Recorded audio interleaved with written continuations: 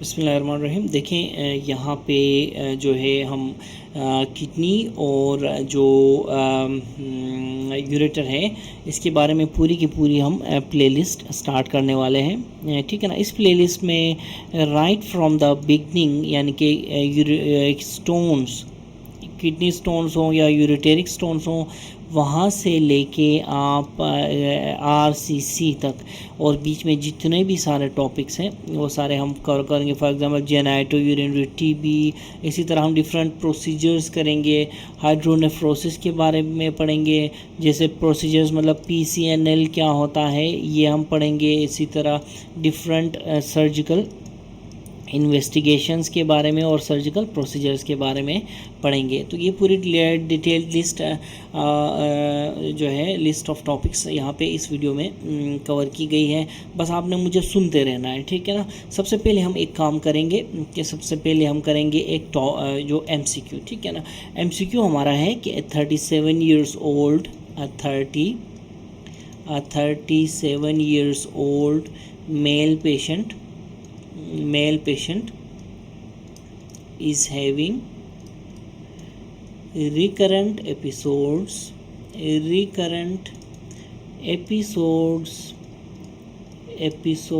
of pain, ठीक है ना।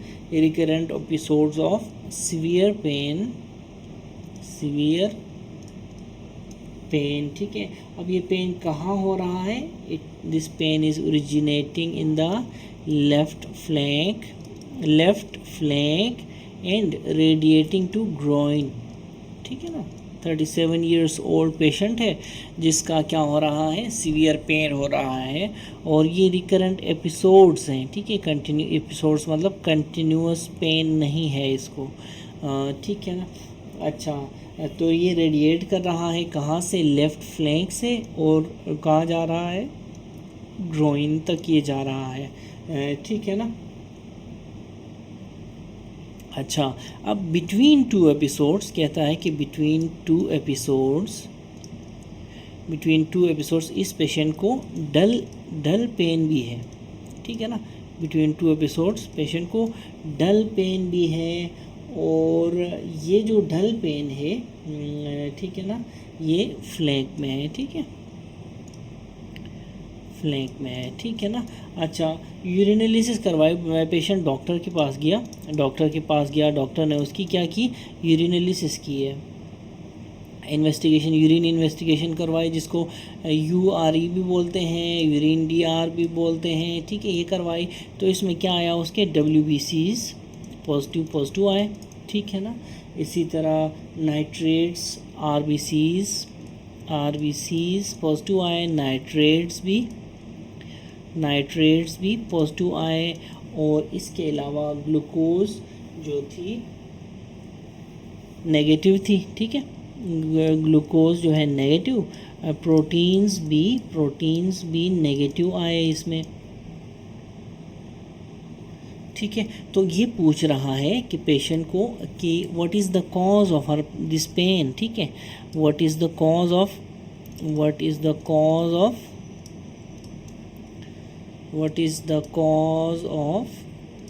हिज पेन, ये जो है हमने कॉज ढूंढनी है। तो इसके ऑप्शंस में क्या क्या है? सबसे पहले ऑप्शन में है रीनल टीबी, ठीक है, रीनल टीबी। सेकंड ऑप्शन में हमारे पास है यूरोलिथिएसिस, ठीक है, यूरोलिथिएसिस। नंबर थर्ड ऑप्शन पे हमारे पास है क्या है? थर्ड ऑप्शन पे सीवियर UTI, और फिर फोर्थ ऑप्शन में है कोलीसिस्टाइटिस, ठीक है, कोलीसिस्टाइटिस। और छठा ऑप्शन, पांचवा ऑप्शन है हमारे पास नन ऑफ द अबव। तो ये हमारा क्वेश्चन है। इसमें हम देखेंगे इस क्वेश्चन में कि जो आंसर क्या होगा? तो इसका आंसर है, देखें 37 इयर्स मेल है, ठीक है, रिकरेंट एपिसोड्स हो रहे हैं, उसको पेन है, कोलिक, ठीक है, सीवियर पेन है, और उसको लेफ्ट फ्लैंक से ओरिजिनेट कर रहा है, ग्रोइन तक ये जा रहा है, ठीक है, और बिटवीन 2 एपिसोड्स उसको डल पेन भी है, डॉक्टर के पास पेशेंट गया तो डॉक्टर ने उसकी यूरिन एनालिसिस करवाई, और यूरिन एनालिसिस में उसको WBC पॉजिटिव आ रहे हैं, RBCs भी पॉजिटिव हैं, ग्लूकोज नेगेटिव है, प्रोटीन नेगेटिव है, और नाइट्रेट्स भी पॉजिटिव हैं, ठीक है ना। तो WBC भी पॉजिटिव है, नाइट्रेट्स भी पॉजिटिव है, और RBC भी पॉजिटिव है, ठीक है। तो इसकी कॉज क्या होगी ये पूछ रहे हैं, ठीक है। तो इसमें हमारा आंसर है, हमारा क्या आंसर होगा इसमें? हमारा आंसर है नेफ्रो यूरोलिथिएसिस, ठीक है ना। इसमें हमारा क्या आंसर है? नेफ्रो यूरोलिथिएसिस, ठीक है ना, ये हमारा आंसर है, ठीक है।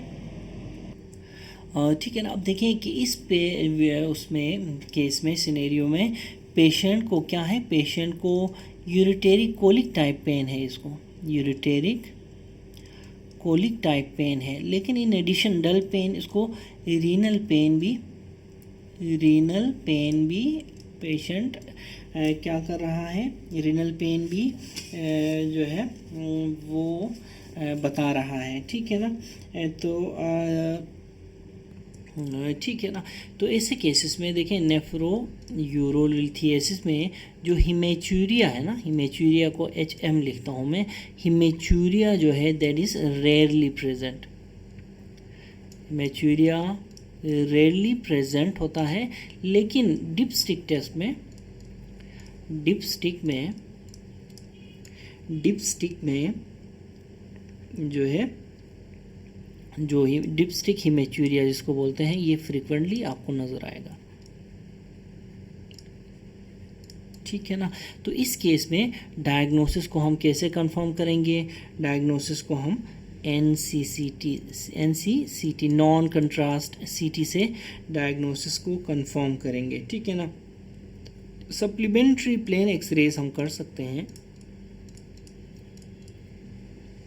प्लेन एक्सरेज अगर आप एडवाइस करना चाहते हैं ऐसे केस में, प्लेन एक्सरेज आप कब करवाएंगे? आप ये देखने के लिए कि जो स्टोन है वो रेडियो ओपेक तो नहीं है, ठीक है, रेडियो ओपेक तो नहीं है। आगे जब हम यूरिनरी कैलकुलाई में स्टोन्स में पढ़ेंगे, हम देखेंगे कि पूरी की पूरी डिटेल्स स्टोन की, कि रेडियो ओपेक स्टोन्स कौन से होते हैं, रेडियो लूसेंट स्टोन्स कौन से होते हैं, ठीक है।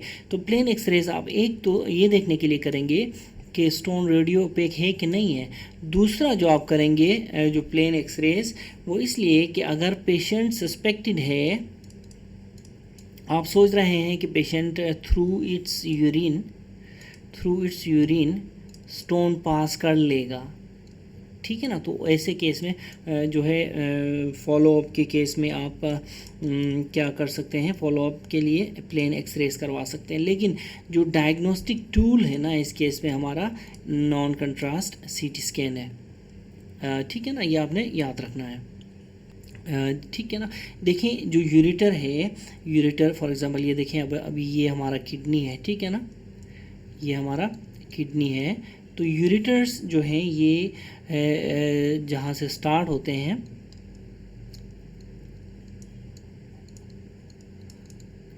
यूरेटर्स जो स्टार्ट होते हैं ना यहाँ से, ये देखें यहाँ पे 5 ऑब्स्टेकल्स होते हैं इस यूरेटर में, 5 ऑब्स्टेकल्स होते हैं। 5 ऑब्स्टेकल्स मतलब 5 जगहों पे ऐसी कंस्ट्रिक्शन टाइप्स होती हैं, ऑब्स्टेकल्स होती हैं, जहाँ पे स्टोन रुक सकता है, ठीक है ना, ऊपर से आते हुए, ठीक है ना, ऊपर से आते हुए स्टोन रुक सकता है, ठीक है ना। ये जो ऑब्स्टेकल्स हैं ये कहाँ कहाँ हैं? फॉर एग्जांपल यूरिटेरो पेल्विक जंक्शन, सबसे पहले देखें ये पेल्विस है हमारा, ये पूरे का पूरा पेल्विस है, फिर यहाँ से यूरिटर स्टार्ट हो रहा है यहाँ से नीचे, तो इस जंक्शन में इसको हम क्या कहते हैं? यूरिटेरो पेल्विक जंक्शन बोलते हैं, ठीक है ना, पेल्विक जंक्शन, इसको आप क्या कहेंगे? UPJ, ठीक है ना, यूरिटेरो पेल्विक जंक्शन पहला ऑब्स्टेकल है जहाँ पे स्टोन आके रुक सकता है, ठीक है ना। दूसरा है इसके यहाँ पे देखें, इस पॉइंट पे जो इंटरनल इलियक आर्टरी है ना, इलियक आर्टरी, ठीक है, यहाँ पे क्रॉस करती है, यहाँ पे क्रॉस करती है इलियक आर्टरी। किसको क्रॉस करती है? यूरेटर को, ठीक है ना। इलियक आर्टरी क्रॉस करती है इस पॉइंट पे यूरेटर को। ये जो पॉइंट है ये दूसरा पॉइंट है जहाँ पे स्टोन रुक सकता है, ठीक है ना। तो ये जो पॉइंट हो गया दूसरा पॉइंट हो गया, दूसरा जंक्शन हो गया। और तीसरा जो है वो juxta position of was difference और ब्रॉड लिगामेंट। ये देखें ये कहाँ होता है, मैं आपको बताता हूँ। ये थोड़ा सा इसको, ये देखें यहाँ पे थोड़ा सा नीचे, juxta position of vas deferens, इस पोजीशन पे फिर तीसरा पॉइंट है हमारा। ये कौन सी है? Juxta position of vas deferens और ब्रॉड लिगामेंट, ठीक है ना। यहाँ पे तीसरा पॉइंट हो गया, ठीक है, तीसरा पॉइंट हो गया। चौथा पॉइंट जो है यहाँ पे देखें, थोड़ा सा आगे जाके फिर क्या करेगा, ये यूरेटर ब्लेडर में इंटर होगा, ठीक है, ये ब्लेडर में इंटर होगा यूरेटर, ठीक है, यूरेटर ब्लेड। ये जो पॉइंट है ये फिर चौथा पॉइंट है, point where the ureter enters the bladder, ठीक है ना। तो ब्लेडर में इंटर होने का जो पॉइंट है वो चौथा पॉइंट। और पांचवा पॉइंट जो है वो यूरेटेरिक ओरिफिस, ये यूरेटेरिक ओरिफिस है, ये फिफ्थ पॉइंट है, ठीक है। तो यूरेटेरिक ओरिफिस पे क्या हो सकता है, ये स्टोन इम्पैक्ट हो सकता है, ठीक है ना। तो ऊपर से नीचे स्टोन आते हुए पहला जो पॉइंट है वो हो गया हमारा, क्या हो गया, यूपीजे हो गया, यूरेटेरोपेल्विक जंक्शन। दूसरा जो पॉइंट हो गया वो हमारा इलियक आर्टरी जहाँ पे क्रॉस करती है वो पॉइंट। तीसरा पॉइंट हो गया हमारा क्या, juxta position of vas deferens और ब्रॉड लिगामेंट, ठीक है। और चौथा पॉइंट हमारा हो गया कि ये जैसे ही इंटर होता है ना ब्लेडर वॉल को, ये क्रॉस करता है यूरेटर उस पॉइंट पे, ठीक है, चौथा पॉइंट हो गया। और पांचवा पॉइंट यूरेटेरिक ओरिफिस। इन 5 जगहों में हमारा स्टोन रुक सकता है, ये बात आपने याद रखनी है, ठीक है ना। देखिए जो 90% ऑफ द स्टोन्स है ना, 90% ऑफ द स्टोन्स हैं जो कि लेस देन 5 मिलीमीटर है, ठीक है, लेस देन 5 मिलीमीटर। ये जो स्टोन्स हैं जो यानी कि इनका जो मैक्सिमम डायमेंशन है, फॉर एग्जांपल एक स्टोन ऐसा है, यहाँ से यहाँ तक जो मैक्सिमम डायमेंशन काउंट करो, अगर वो 5 मिलीमीटर या उससे कम है तो ये stones we can pass them through urine, ठीक है। ये यूरेटर में आएंगे, यूरेटर से ब्लेडर में आएंगे, ब्लेडर से फिर बाहर निकल जाएंगे यूरेथ्रा के ज़रिए, ठीक है ना। तो ये एक पॉइंट याद रखना कि 90% ऑफ द स्टोन्स ऐसे होते हैं जिनको हम पास कर सकते हैं, ठीक है। इसी तरह ये जो सिनेरियो है हमारा एमसीक्यू का, इस सिनेरियो में पेशेंट को क्या हुआ है, दिस सिनेरियो पेशेंट जो है, पेशेंट को रीनल स्टोन्स थे, पेशेंट को रीनल स्टोन्स थे। ये रीनल स्टोन्स जो हो गए हैं ये फिर पास हो गए हैं यूरेटर में, ठीक है ना। ये रीनल स्टोन्स यूरेटर में आ गए हैं और यूरेटर में जो है ये क्या करा रहा है, यूरेटेरिक कोलिक करा रहा है, ठीक है ना। यूरेटर में आके ये यूरेटेरिक कोलिक करा रहा है, ठीक है, ठीक है ना। देखें इसके अलावा एक और बात याद रखें कि नाइट्रेट्स यहाँ पे, सॉरी नेगेटिव नहीं थे, नाइट्रेट्स नेगेटिव हैं, ठीक है, नाइट्रेट्स नेगेटिव हैं इस पेशेंट में। तो जो नेगेटिव नाइट्रेट्स होते हैं ना, ये क्या शो करते हैं, they show that there is no infection, ठीक है ना। अगर जहाँ पे नाइट्रेट होगा तो वो शो करेगा कि इसको इन्फेक्शन है, यूटीआई है, ठीक है, ठीक है ना। देखिए जो यूरिनलिसिस होती है,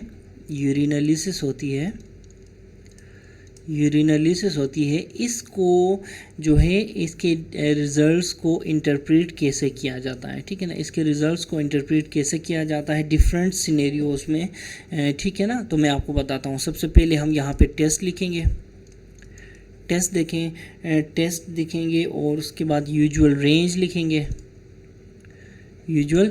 लिखेंगे, इंडिकेटर्स ऑफ इन्फेक्शन लिखेंगे, इंडिकेटर्स ऑफ इन्फेक्शन, ठीक है, और उसके बाद उसकी एक्यूरेसी लिखेंगे, एक्यूरेसी लिखेंगे।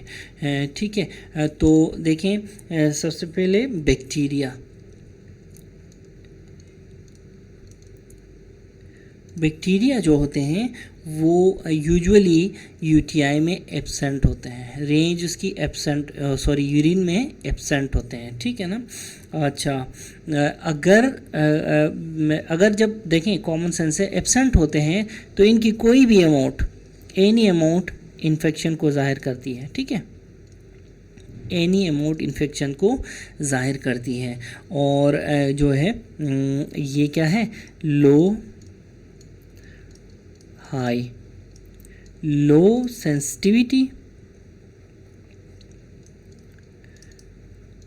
और high accuracy, high specificity, high specificity result है, ठीक है। अच्छा, एक तो हो गया बैक्टीरिया, दूसरी बात करें हम किसकी बात करें, ल्यूकोसाइड स्ट्रेस की, ल्यूकोसाइड स्ट्रेस, ल्यूकोसाइड स्ट्रेस की बात करें, ये भी एब्सेंट होता है, नॉर्मली ये एब्सेंट होता है यूरिन में, ठीक है। अच्छा, ठीक है ना, अगर ये पॉजिटिव है, ल्यूकोसाइड स्ट्रेस अगर पॉजिटिव है, वैसे तो ये नॉर्मली एब्सेंट होता है, लेकिन अगर पॉजिटिव है तो इट इंडिकेट्स पायोयूरिया, ठीक है, इंडिकेट क्या करता है, इंडिकेट्स पायोयूरिया पस इन द यूरिन, ठीक है। अच्छा, सही है, यानी कि पस मतलब presence of WBCs in urine, ठीक है ना, ये हो गया। अब ये टेस्ट कैसा है, ये है हाई स्पेसिफिसिटी और लो सेंसिटिविटी, ठीक है। इसी तरह जो WBCs हैं, तीसरी बात, जो WBCs हैं, अगर WBCs नॉर्मली कितने होते हैं, देखें नॉर्मली लेस देन 5 होते हैं, लेस देन 5 पर हाई पावर फील्ड, ठीक है। अगर ये हो गए तो फिर इंडिकेटर क्या है, अगेन पायोयूरिया, दे इंडिकेट पायोयूरिया, ठीक है, ठीक है ना, ये भी पायोयूरिया शो करते हैं। For example greater than 10 power पर हाई पावर फील्ड, ठीक है ना। तो ये जो टेस्ट है हमारा हाई सेंसिटिव है और लो स्पेसिफिसिटी का इंडिकेटर है, ठीक है। अच्छा, उसके बाद आए देखते हैं नाइट्रेट्स की बात करते हैं, ठीक है ना, उसके बाद नाइट्रेट्स की बात करते हैं। नाइट्रेट्स जो हैं, नाइट्रेट्स नॉर्मली एब्सेंट होते हैं, याद रखें, नॉर्मली एब्सेंट होते हैं यूरिन में। अगर पॉजिटिव हो, नॉर्मली अगर पॉजिटिव हो तो फिर क्या होता है, they indicate presence of bacteria that reduce nitrate to nitrite. ये फिर ऐसे बैक्टीरिया शो करेंगे जो क्या करते हैं, नाइट्रेट्स को नाइट्राइट में कन्वर्ट करते हैं, ठीक है। ये टेस्ट भी लो स्पेसिफिसिटी है और ये लो सेंसिटिविटी है और हाई स्पेसिफिसिटी है, ठीक है। अच्छा, उसके बाद याद रखें रेड ब्लड सेल्स की बात करेंगे। RBCs, देखिए RBCs जो है वो भी लेस देन 5 पर हाई पावर फील्ड आपको मिलेंगे, ठीक है ना, लेस देन 5। देखें WBCs और RBCs का लेस देन 5 ही है दोनों का, ठीक है ना, याद रखना है आपने। अच्छा, अगर RBCs हैं, पॉजिटिव हैं, तो फिर क्या होगा, सीवियर हिमेचूरिया जाहिर होगा, हिमेचूरिया, ठीक है। हिमेचूरिया कौन सा, डिपस्टिक हिमेचूरिया, और ये फिर सीवियर इन्फेक्शन को शो करेगा, ठीक है ना। तो ये टेस्ट भी लो सेंसिटिविटी और हाई स्पेसिफिसिटी, ठीक है। इसी तरह फिर क्या है, नेक्स्ट है हमारे पास epithelial cells, epithelial epithelial cells जो हैं ये भी लेस देन 5, इसमें भी लेस देन 5, इसमें भी लेस देन 5 और आरबीसीज में भी लेस देन 5 है, आपने याद रखना है। ठीक है, अगर एपिथेलियल सेल्स लेस देन 5, अगर तो ग्रेटर देन 5 है, ज़्यादा है, तो क्या होगा, देखें लेस देन 5 तो नॉर्मल रेंज है ना, ये भी नॉर्मल रेंज, ये हम रेंज पढ़ रहे हैं, ठीक है ना। लेस देन 5 है तो नॉर्मल रेंज, अगर 5 से ज़्यादा है, ठीक है ना, 5 से ज़्यादा है पर high power field indicates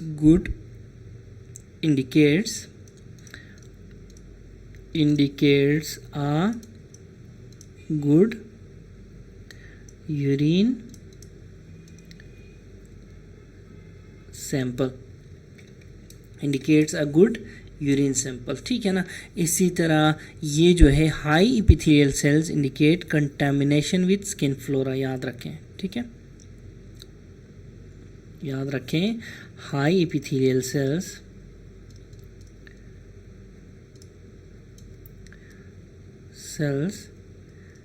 indicates contamination with urine flora, ठीक है। तो ये आपने ज़हन में रखना है, high epithelial cells indicate contamination with urine flora. इसी तरह जो छठी हमारी पास जो छठा वो है वो पीएच है, ठीक है ना।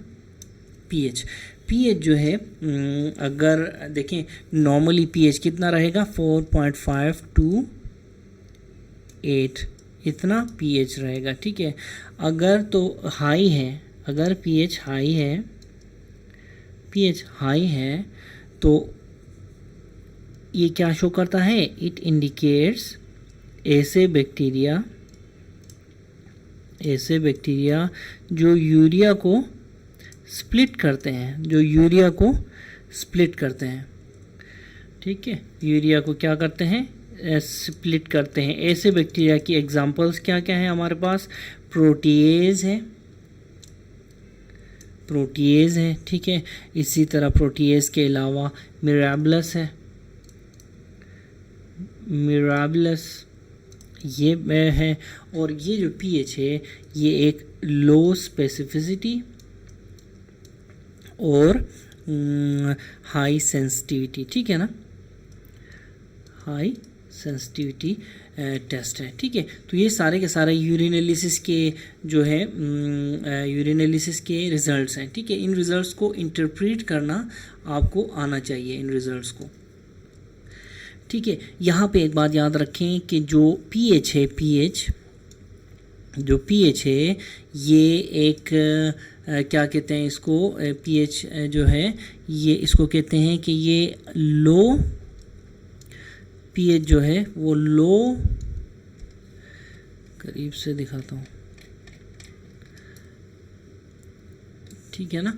पीएच जो है दैट इज लो स्पेसिफिसिटी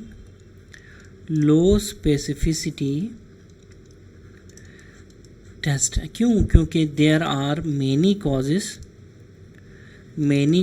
को मैं सीजेड लिखता हूँ, ठीक है ना, कॉजेज ऑफ अल्केलाइन यूरिन, ठीक है। ये आपने बात याद रखनी है, तो ठीक है ना। तो ये तो था एक एमसीक्यू हमारे पास, ठीक है ना।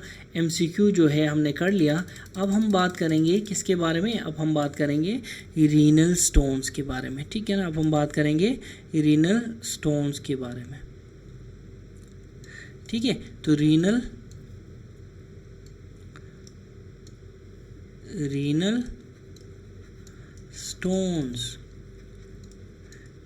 स्टोन्स के बारे में बात करेंगे, ठीक है। रीनल स्टोन्स देखें, सबसे पहले याद रखें, ठीक है। एक और क्वेश्चन याद रखें, जो फेमस क्वेश्चन है, पूछा जाता है एग्ज़ाम्स में कि which of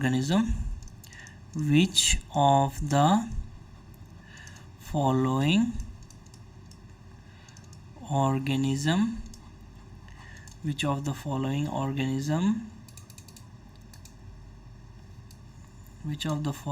organism is implicated in क्या, in formation of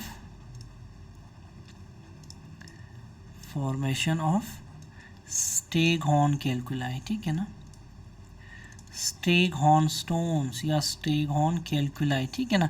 तो इसमें हमारा आंसर क्या होता है, इसमें हमारा आंसर होता है प्रोटियस स्पीशीज, ठीक है ना,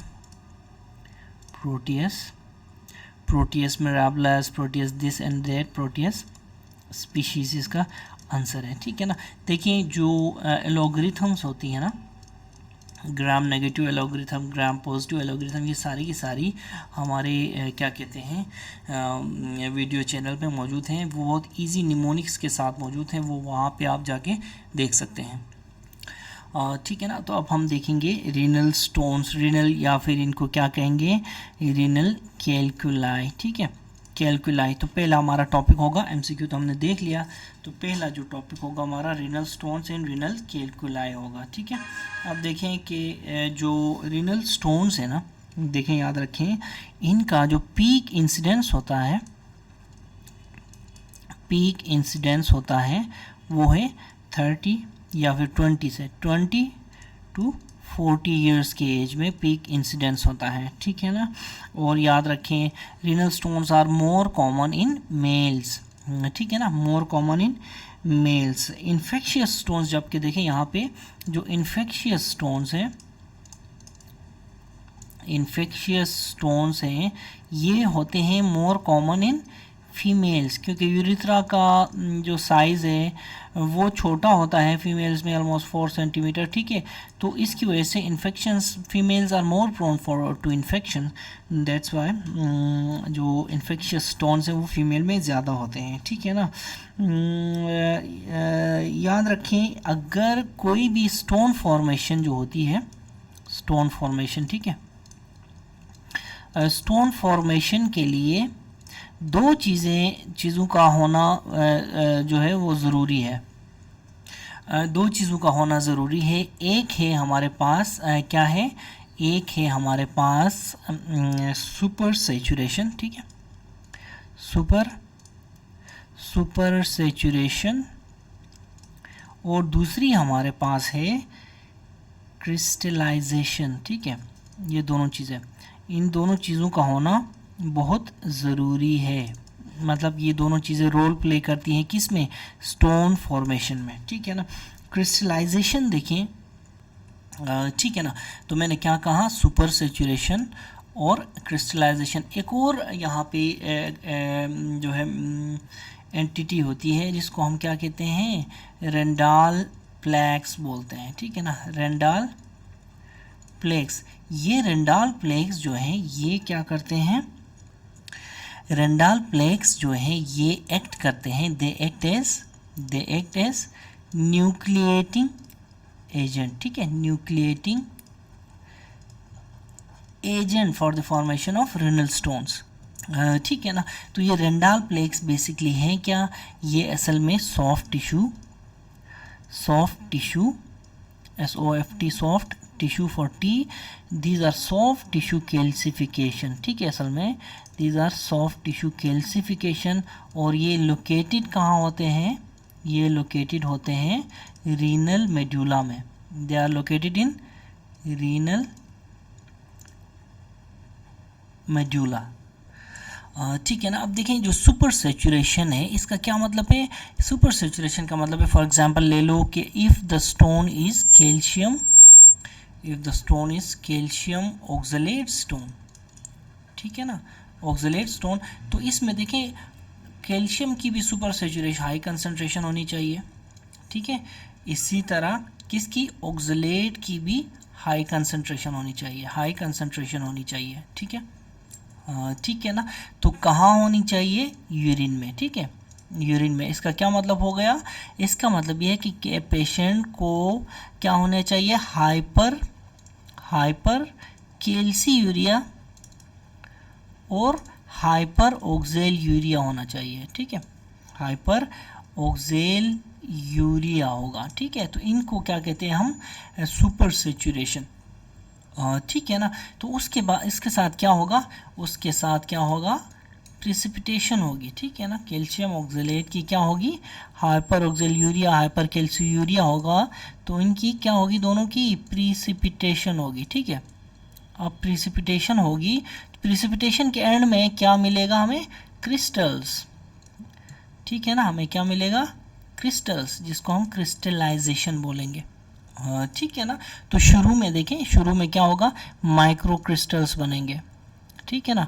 माइक्रो क्रिस्टल्स जब एक दूसरे के साथ जुड़ेंगे तो उससे क्या होगा, मैक्रो क्रिस्टल्स, ठीक है, मैक्रो क्रिस्टल्स बनेंगे। तो इसको क्या कहते हैं हम, क्रिस्टलाइजेशन, ठीक है ना। तो जो सुपर सैचुरेशन है और जो क्रिस्टलाइजेशन है, ये दोनों के दोनों बहुत इंपॉर्टेंट रोल प्ले करते हैं, और ये जो है मैंडेटरी स्टेप्स हैं, ठीक है ना। These are mandatory steps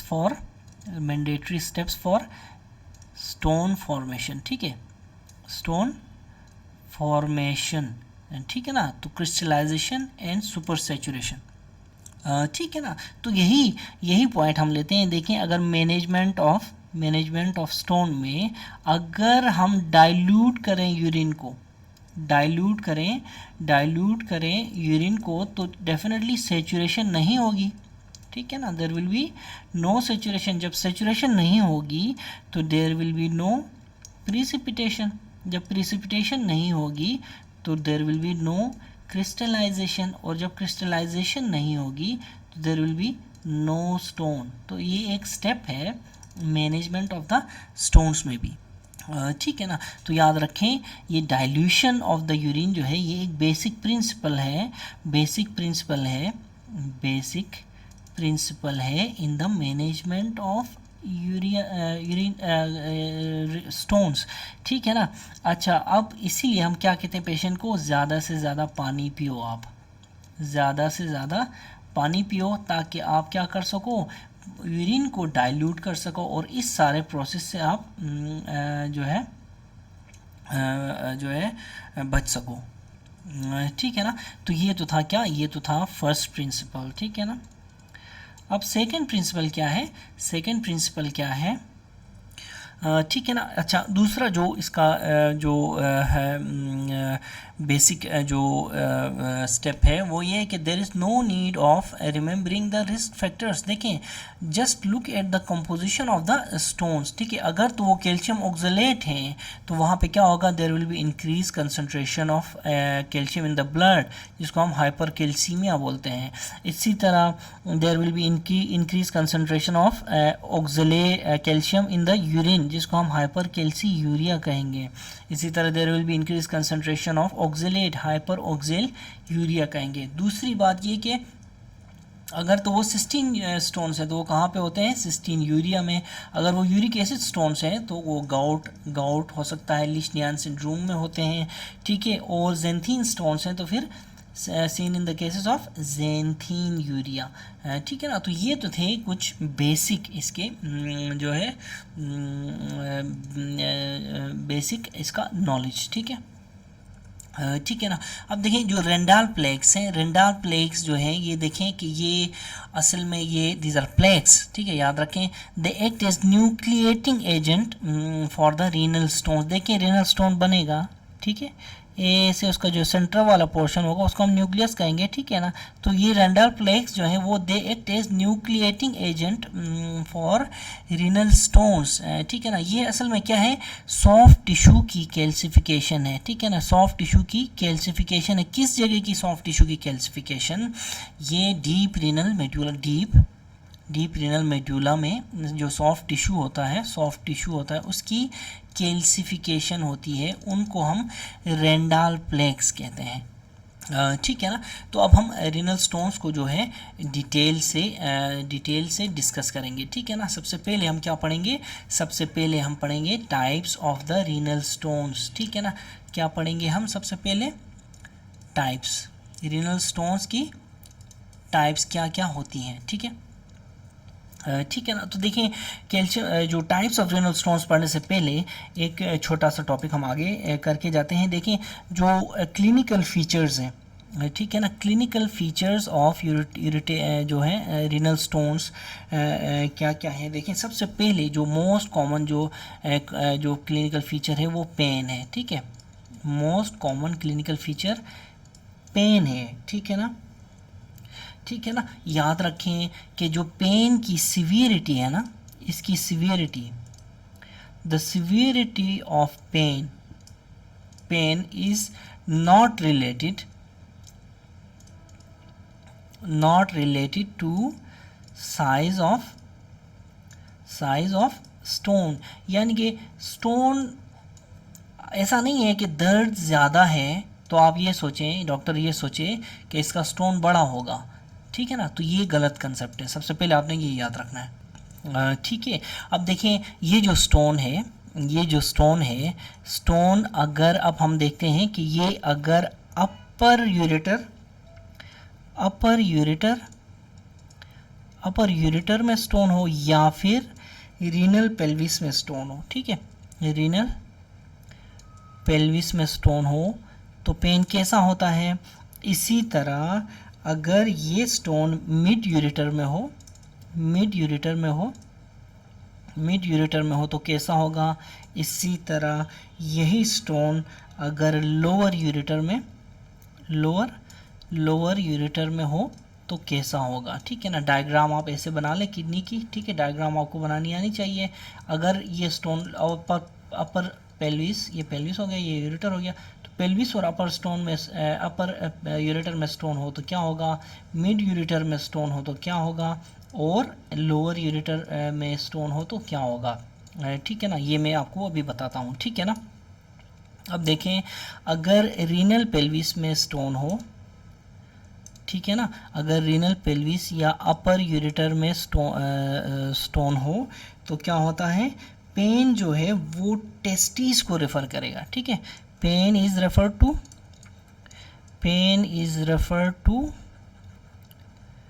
to testis, ठीक है ना। Pain is refer to testis, ठीक है। एक बात तो याद रखें, अगर आप रीनल पेल्विस में हो और अपर यूरेटर में हो तो पेन कहाँ जा रहा है, टेस्टिस में, ठीक है ना। अच्छा, अगर तो यानी कि ये मेल्स हैं, ठीक है, मेल में कहाँ जाएगा, टेस्टिस में जाएगा। और फीमेल पेशेंट है, अगर फीमेल पेशेंट है तो ये पेन कहाँ जाएगा, लेबिया में, ठीक है, लेबिया। और कौन सा लेबिया, मेजर लेबिया, ठीक है, लेबिया मेजोरा में जाएगा। एक बात आप याद रखें, ठीक है ना। इसी तरह अगर स्टोन है मिड यूरेटर में तो it will be referred along iliohypogastric nerve, ठीक है ना, इलियो हाइपोगेस्ट्रिक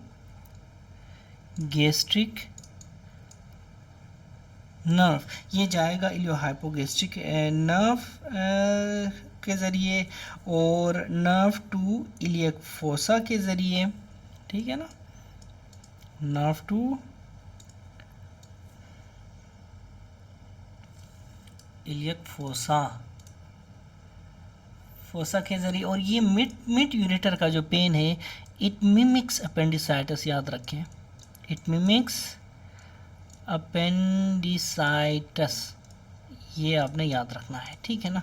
इसी तरह जो लोअर यूरेटर में जो स्टोन है, लोअर यूरेटर्स में जो स्टोन है, it is referred along इलियो inguinal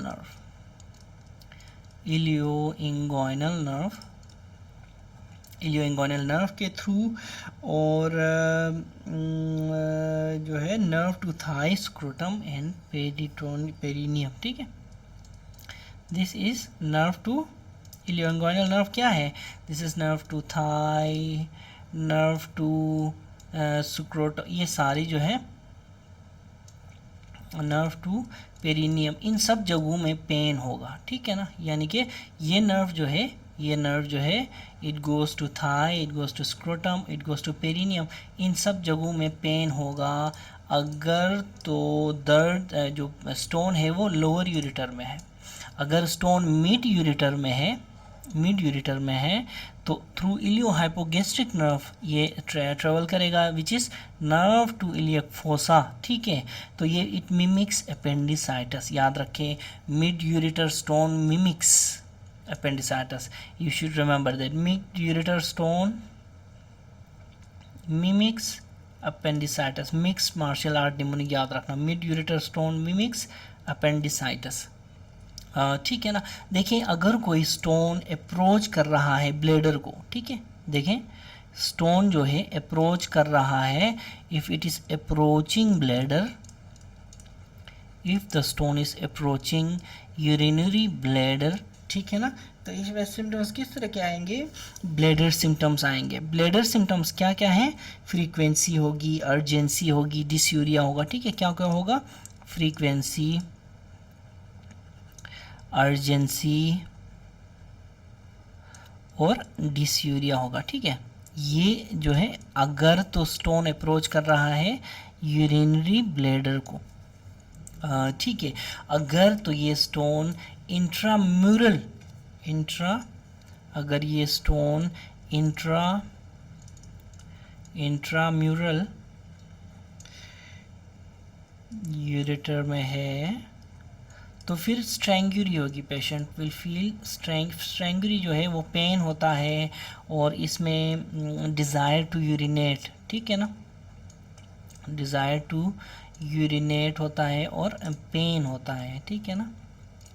तो ये तो थे स्टोन्स के क्लिनिकल फीचर्स के बारे में कुछ जो है बेसिक कंसेप्ट। देखें अब हम स्टोन्स के जो डिटेल पढ़ेंगे, ठीक है ना। स्टोन्स देखें, कैल्शियम ऑक्सलेट स्टोन, सबसे पहले हम पढ़ेंगे, टाइप्स पढ़ रहे हैं ना हम, टाइप्स ऑफ स्टोन्स पढ़ रहे हैं, ठीक है ना, टाइप्स ऑफ नेफ्रोयूरिटेरिक स्टोन्स पढ़ रहे हैं। तो सबसे पहले है कैल्शियम ऑक्सलेट स्टोन्स, ठीक है। तो कैल्शियम ऑक्सलेट स्टोन्स में क्या क्या होता है, कैल्शियम और ऑक्सलेट, ठीक है ना। याद रखें कि जो कैल्शियम ऑक्सलेट स्टोन्स होते हैं, कैल्शियम ऑक्सलेट जो स्टोन्स होते हैं, इनमें क्या क्या होता है, इनमें दे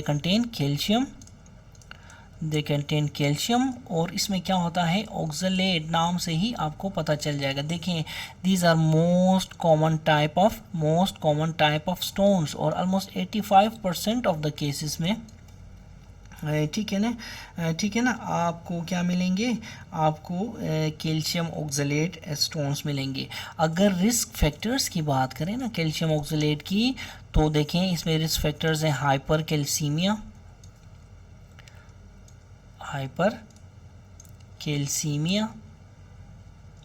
इसी तरह दूसरे नंबर पे रिस्क फैक्टर है हाइपर कैल्सीयूरिया, फिर हमारे पास तीसरे नंबर पे है हाइपर ऑक्सेल यूरिया, ठीक है, hyper ऑक्सेल urea.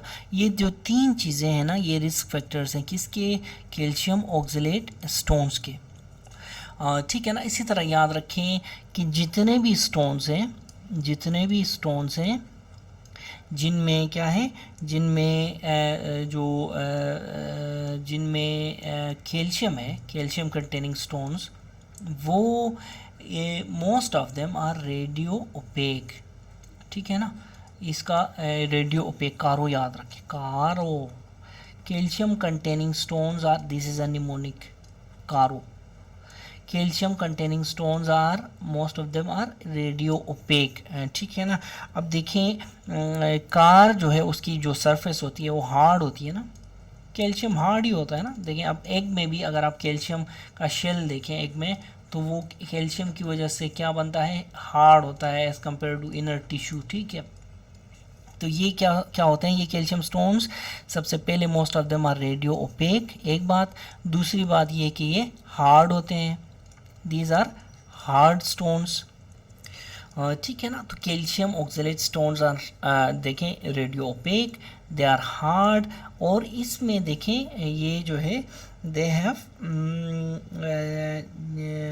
They are small also, they are small, और they have a jagged surface, they have jagged jagged surface, ये इनकी कैरेक्टरिस्टिक्स हैं। देखें जो कैल्शियम के जो यूरिन क्रिस्टल्स होते हैं ना, कैल्शियम ऑक्सलेट स्टोन के, कैल्शियम ऑक्सलेट स्टोन के जो क्रिस्टल्स होते हैं they are shaped like an envelope, ठीक है, एनवेलप, ठीक है ना, और या फिर इनको they are shaped like dumbbell, ठीक है ना। देखें डम्बेल जो होते हैं ये हार्ड होते हैं ना, हार्ड बॉडी बनाने के लिए होते हैं डम्बेल, तो याद रखें calcium oxalate stones are dumbbell shaped, ठीक है ना।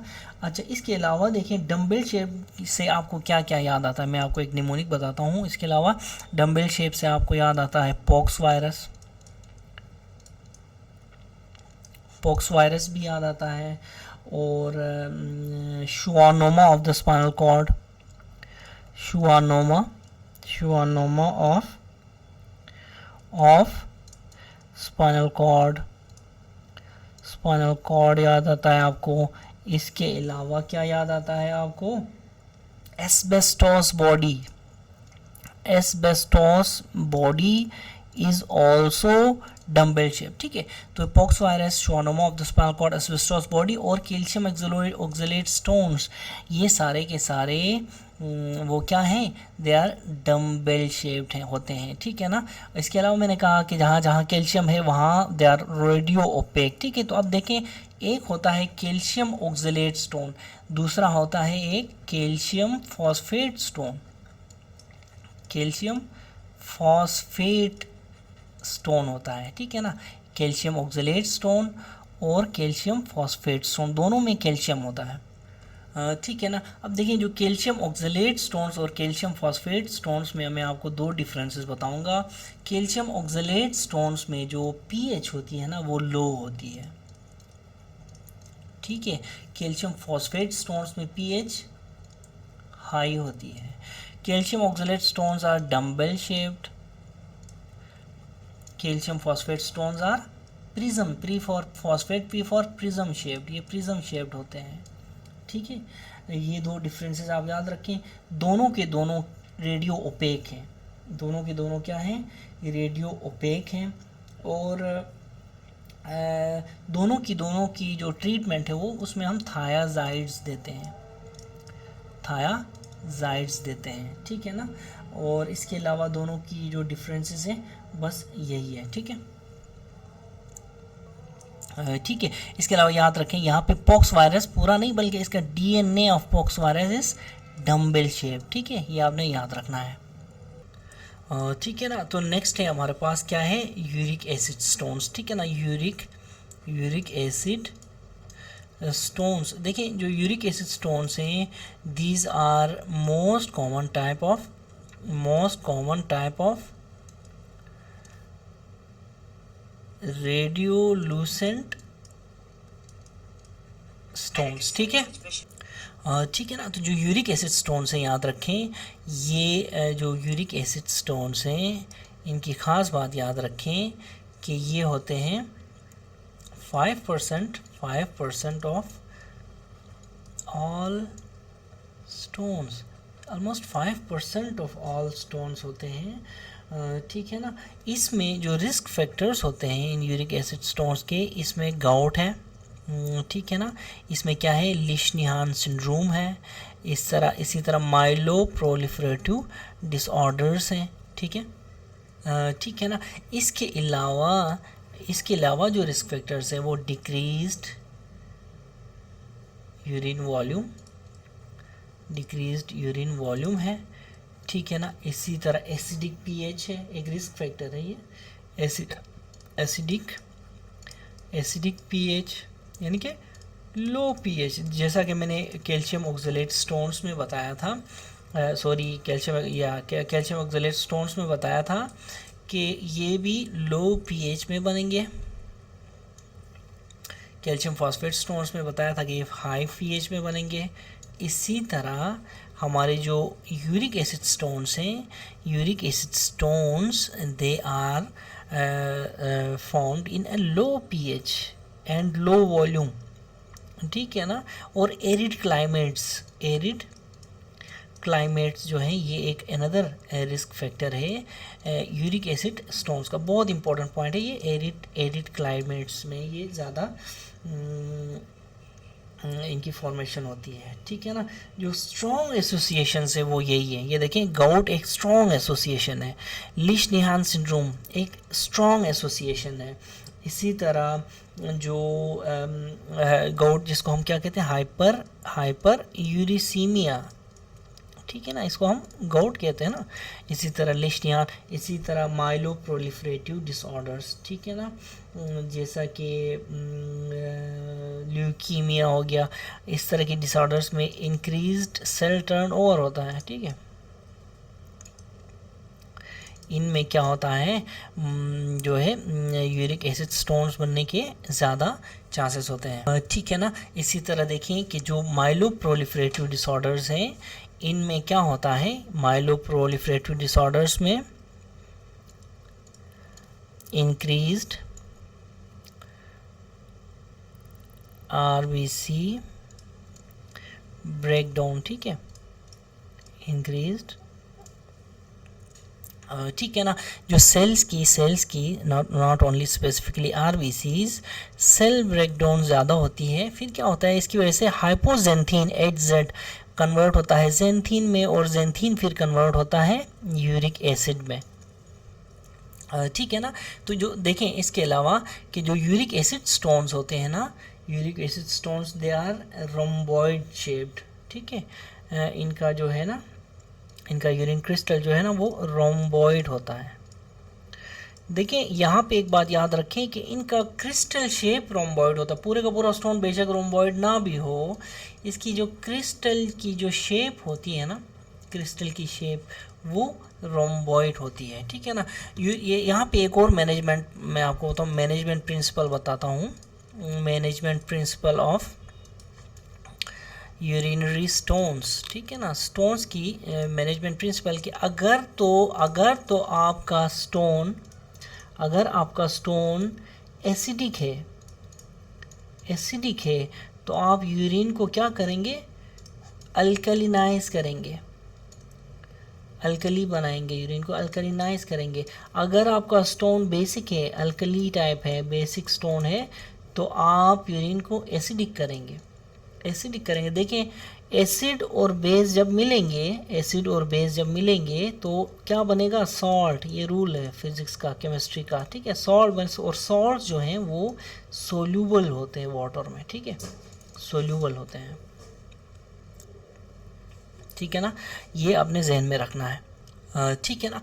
तो मैंने क्या बताए थे, पहले भी मैंने मैनेजमेंट प्रिंसिपल्स बताए थे कि आप डाइल्यूट करेंगे यूरिन को, ये पहला प्रिंसिपल था, मैंने पहले डिस्कस किया था। दूसरा प्रिंसिपल आप क्या करेंगे, जो सोर्सेज हैं उनको कम करने की कोशिश करेंगे, ठीक है ना। ये जो स्टोन सोर्स है, ठीक है ना, उनको कम करने की कोशिश करेंगे। और तीसरा मेथड जो है वो ये मेथड है कि अगर यूरिन एसिडिक है तो आप यूरिन को अल्कलिनाइज करें, स्टोन एसिडिक है तो यूरिन को अल्कलिनाइज करें। अगर स्टोन बेसिक है तो आप स्टोन को यूरिन को एसिडिफाई करें, ठीक है ना, ताकि साल्ट बन सके। और साल्ट जो है वो सोल्यूबल होते हैं किसमें, यूरिन में, वाटर में, ठीक है। Salts are easily soluble in water. तो तीन चीज़ें, डाइल्यूशन, सोर्स को कम करें, और जो है ये जो एसिड बेस का ख्याल रखें, ठीक है। फिर चौथा क्या है, तो जो मैंने सोर्स की बात की ना, सोर्स की बात याद रखें कि यहाँ पे फॉर एग्जांपल हाइपर जो यूरिक एसिड स्टोन्स में आप क्या करेंगे, लो प्यूरिन डाइट लेंगे, ठीक है ना। यहाँ पे आप लो प्यूरिन डाइट लेंगे। तो ये मैकेनिज़म्स याद रखें, ठीक है ना। ये तीन प्रिंसिपल्स, डाइल्यूशन और सोर्स को कम करना, और क्या है, एसिडिक और बेसिक का ख्याल रखना, ठीक है ना। अब इन मैकेनिज़म्स की बेस पे हम किसी भी जो यूरिक एसिड जो स्टोन वाले पेशेंट का कैसे ट्रीट करेंगे, इन मैकेनिज़म्स की बेस पे डाइल्यूट करेंगे यूरिन को। हम पेशेंट को क्या कहेंगे, take plenty of fluids, take plenty of water या फ्लूइड्स, ठीक है, ये एक बात कहेंगे उसको। दूसरी बात, सोर्स को हमने कम करना है, ठीक है। तो क्या करेंगे, डू नॉट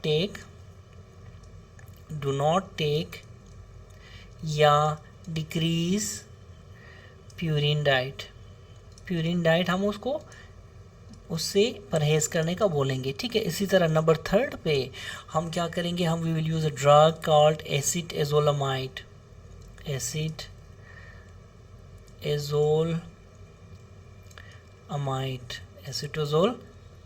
देंगे, ठीक है ना। एसिटाज़ोलामाइड जो है इसका क्या मैकेनिज्म ऑफ एक्शन है, ठीक है। एसिटाज़ोलामाइड क्या करती है, बॉडी, ये असल में ये है कार्बोनिक एनहाइड्रेज इनहिबिटर ड्रग है, ठीक है ना। ये क्या करती है, बॉडी से बाइकार्बोनेट को उठा के यूरिन में डाल देती है। अब ठीक है ना, यानी एक्सक्रीट करती है बाइकार्बोनेट को। देखें, अब बाइकार्बोनेट जो है एक बेसिक कंपाउंड है।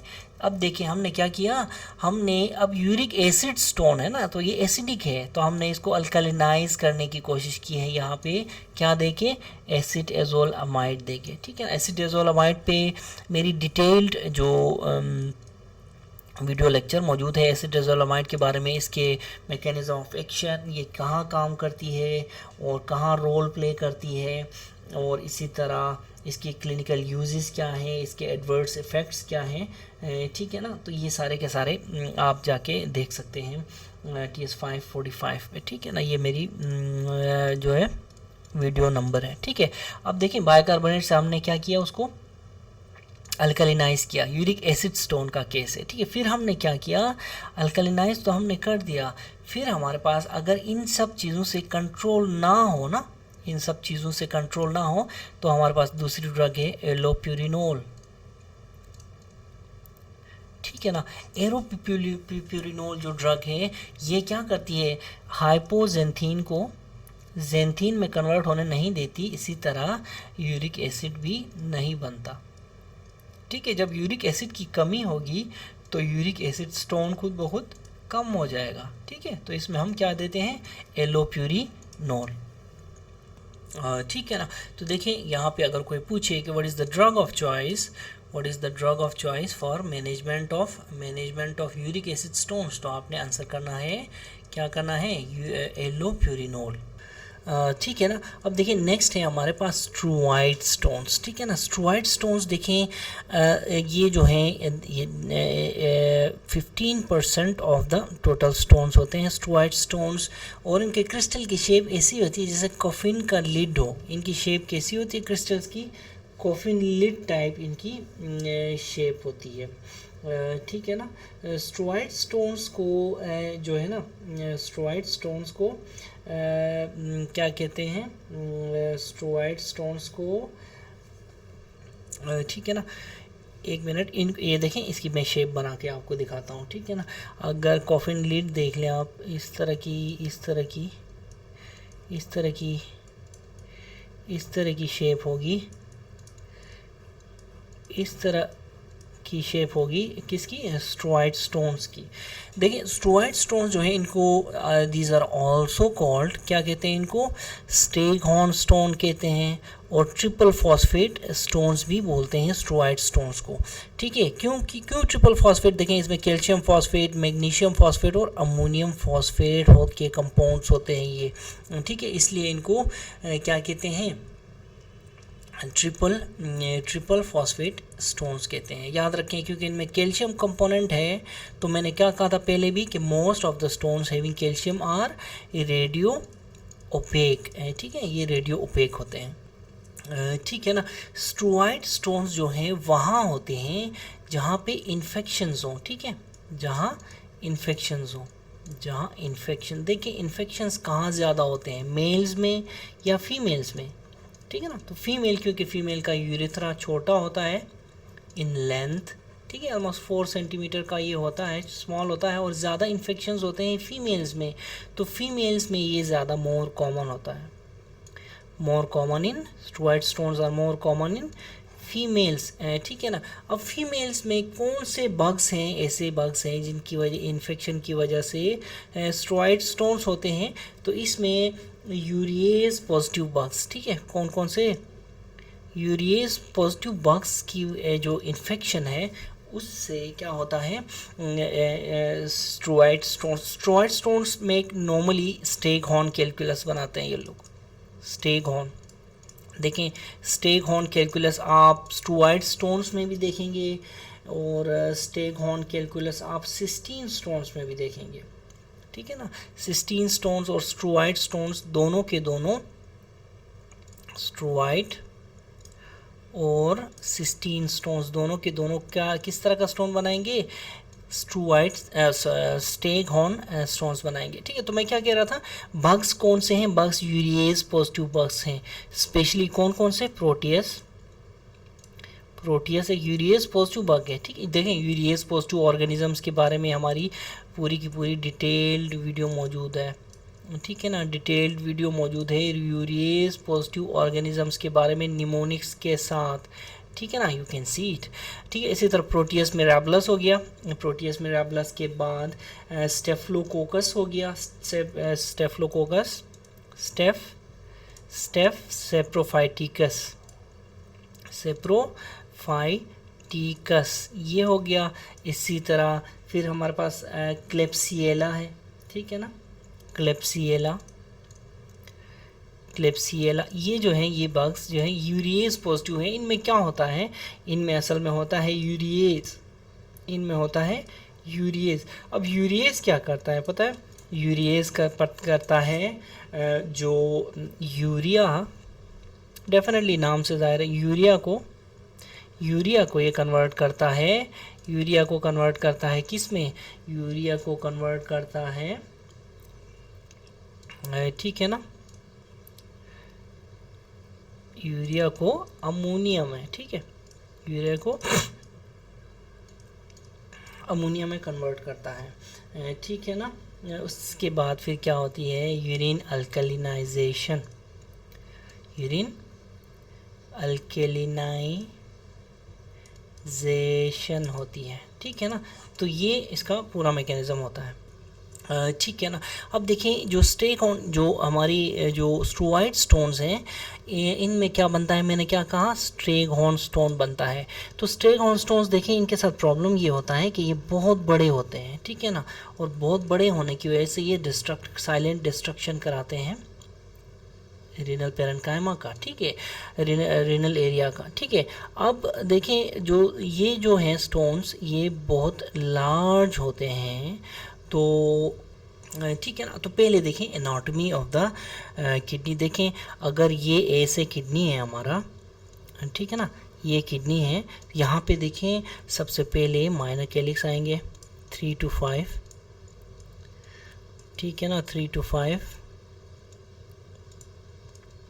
ऐसे आएंगे, आके मेजर कैलिक्स बनाएंगे, ठीक है, क्या बनाएंगे, आके मेजर कैलिक्स बनाएंगे, ये मेजर कैलिक्स है, मेजर कैलिक्स है, ठीक है। मेजर कैलिक्स के बाद फिर थोड़ा सा आगे यूरेटर स्टार्ट हो जाएगा, ठीक है ना, यूरेटर स्टार्ट हो जाएगा, ये जो है ये फिर हमारा क्या है, पेल्वी यूरेटर, ये पेल्विस है, ठीक है, ये पेल्विस है, पेल्वी यूरेटेरिक जंक्शन स्टार्ट हो जाएगा, ठीक है।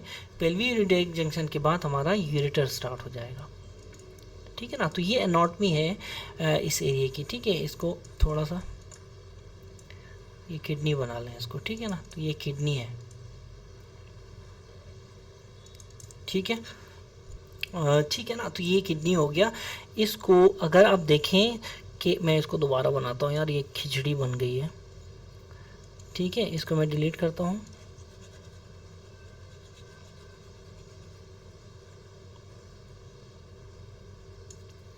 ठीक है ना।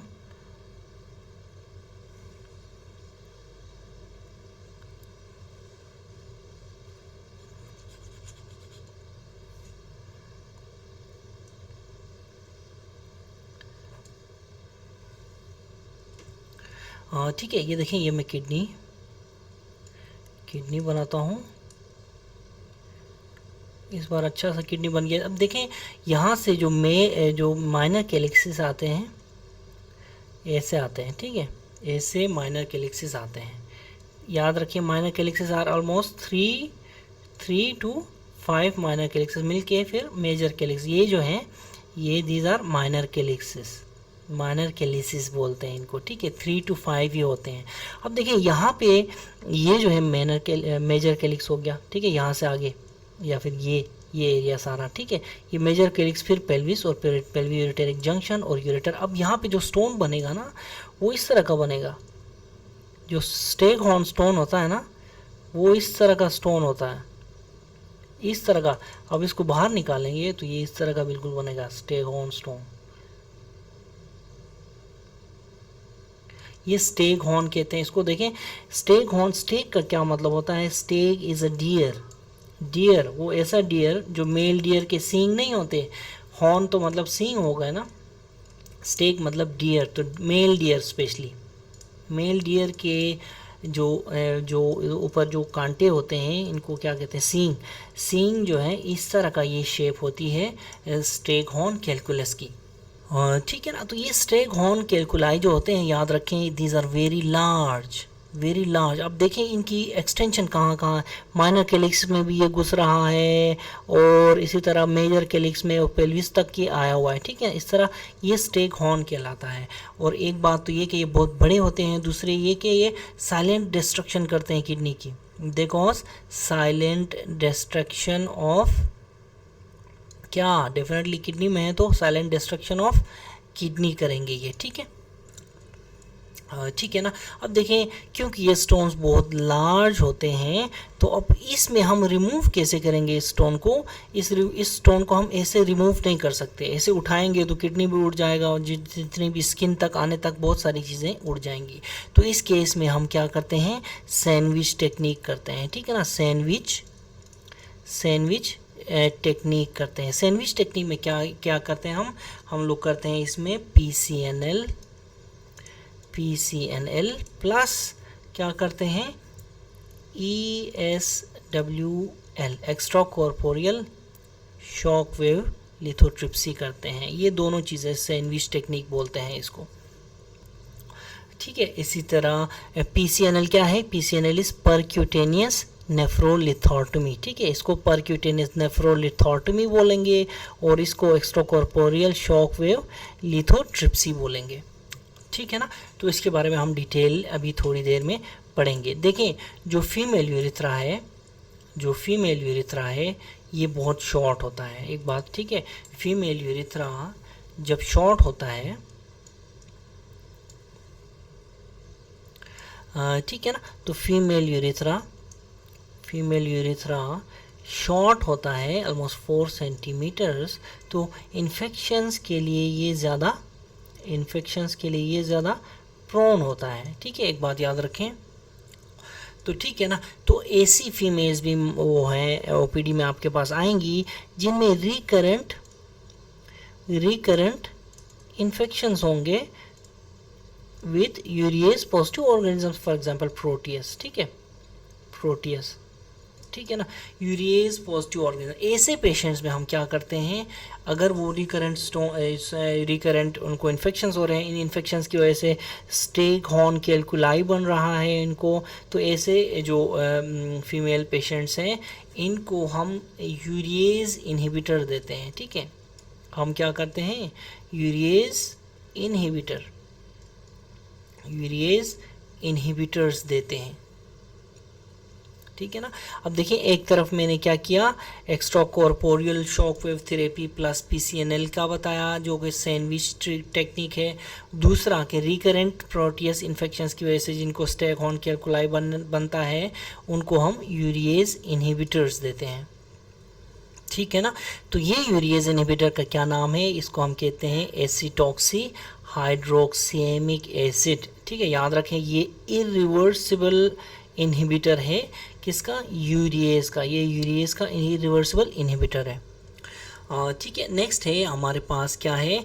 सिस्टीन स्टोन्स, ठीक है ना। नेक्स्ट है हमारे पास सिस्टीन स्टोन्स। देखें सिस्टीन स्टोन्स जो हैं ये कब होते हैं? ये सिस्टीन यूरिया में, ठीक है ना, सिस्टीन यूरिया में होते हैं। और याद रखें दे आर रेडियो ओपेक, हालांकि इनमें कैल्शियम नहीं होता, there is no calcium, still they are radiopaque. और रेडियो ओपेसिटी क्यों आती है इनमें? डबल सल्फर बॉन्ड की वजह से, ठीक है ना। ये स्टोन्स हार्ड होते हैं, they can not be easily broken by extra corporeal shock wave. याद रखें सिस्टीन स्टोन्स में फिर आप करेंगे extra corporeal shock wave therapy, ठीक है। इसी तरह इनका जो क्रिस्टल होता है ना, क्रिस्टल की शेप हेक्सागोनल होती है, या फिर इसको बेंजीन शेप बोलते हैं, BC। याद रखें निमोनिक क्या है? BC, benzene shape cystine stones, ठीक है ना। अब ये सिस्टीन यूरिया क्या चीज़ है? देखें सिस्टीन यूरिया एक ऑटोजोमल रिसेसिव डिसऑर्डर है, ठीक है, ऑटोजोमल रिसेसिव डिसऑर्डर है। और इसमें जो सिस्टीन रीअब्जॉर्बिंग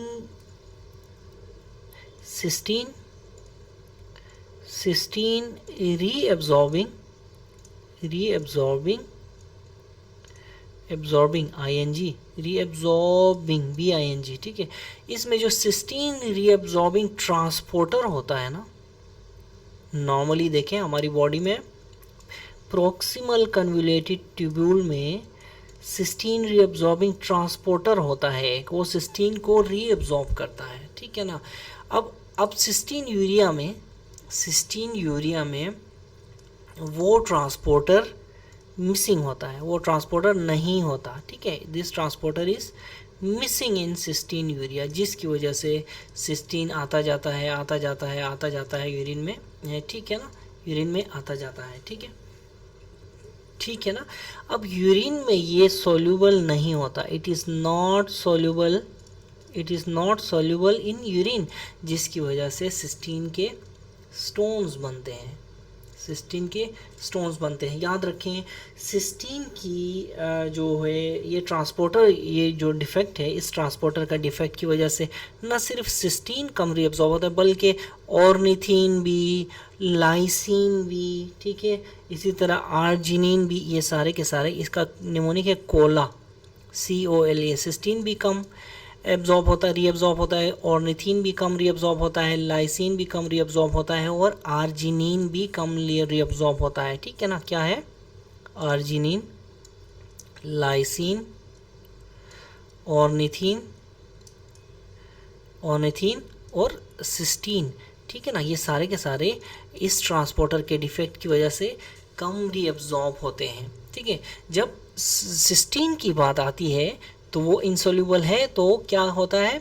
स्टोन्स बन जाते हैं, सिस्टीन स्टोन्स, ठीक है। अब यूरिन में तो ये सॉल्यूबल नहीं है, ठीक है ना। तो अब हमारा जो टारगेट क्या होता है कि हम सिस्टीन को हम कोई ऐसा कंपाउंड दे दें जो यूरिन में सिस्टीन के साथ बाइंड करे, ठीक है। कोई ऐसा ड्रग, कोई कुछ ऐसा चीज़ दे दे जो सिस्टीन के साथ बाइंड करे, और कोई एक कॉम्प्लेक्स बनाए, ये कॉम्प्लेक्स फिर यूरिन से खारिज हो, डिस्चार्ज हो, ठीक है ना, यूरिन में आके बाहर निकल जाए, ठीक है ना।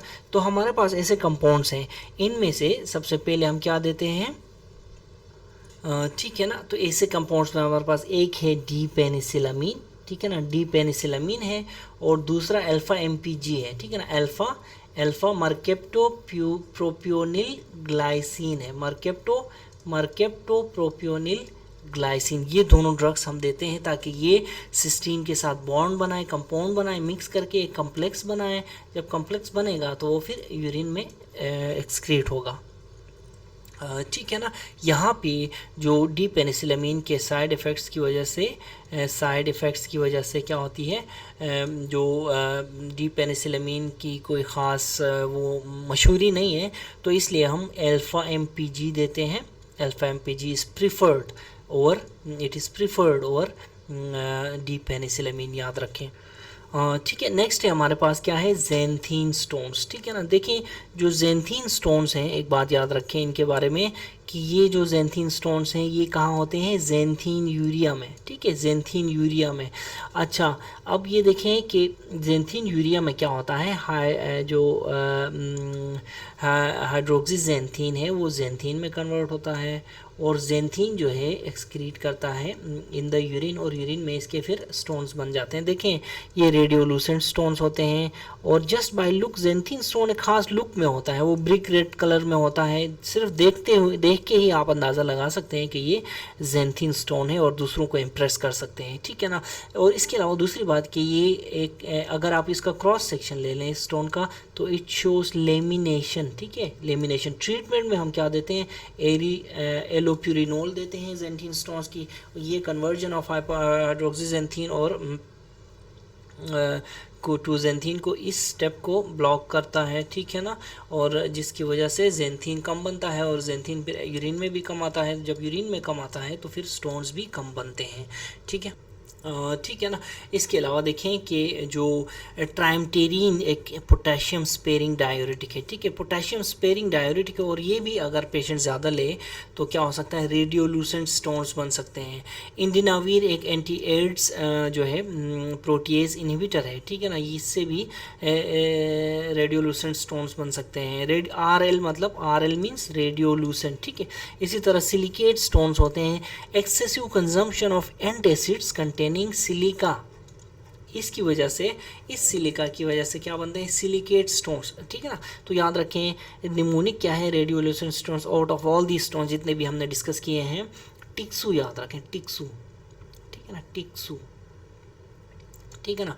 टी से ट्राइमटेरिन stones, I say indinavir stones, xanthine stones and uric acid stones, ये सारे के सारे रेडियोलूसेंट हैं। बाकी याद रखें कि calcium containing stones are radiopaque, ठीक है ना, ठीक है ना। इसी तरह जो एसिडिक स्टोन्स कौन कौन से हैं, इसके लिए भी एक निमोनिक याद रखें, वो निमोनिक है CCU, ठीक है ना, CCU, C से कैल्शियम ऑक्सलेट स्टोन्स, C से सिस्टीन स्टोन्स एंड U से यूरिक एसिड स्टोन्स, ठीक है ना।